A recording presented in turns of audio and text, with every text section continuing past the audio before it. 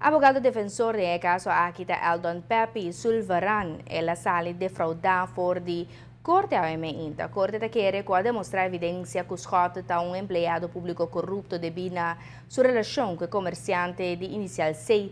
E o último aquilo a cumprir.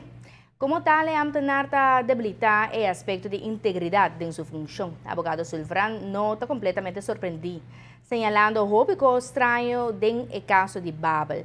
O abogado quer que ainda não por considerar Scott culpável, tanto que não prova contrário de saque de apelação.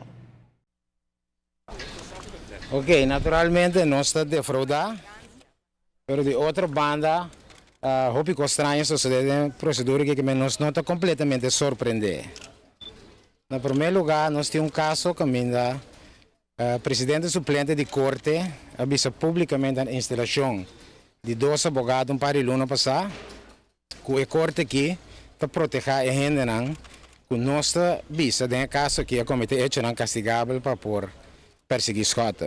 Com tanto palavra, ela refere entre outros veiligheidsdienst. Finalmente, me dá saco na situação é difícil. É de dois pontos tá. Que esta usa agora aqui como base para a investigação começar e-mail que nunca o Ministério Público não pode produzir. Ela dá um opdracht para produzir e-mail, não produzir e-mail.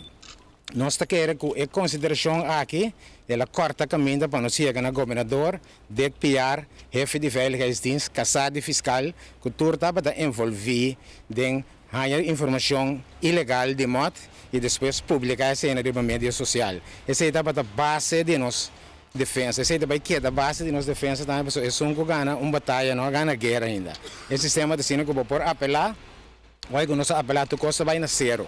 Não pode escutar sentença aqui, tu custa começar na zero, porque essa é a lei. O estudante tem que considerar Scott inocente, ter a sua decisão definitiva. Nós vivemos em um estado de direito. De menos de perder em primeira instância, ganha de hoge beroep.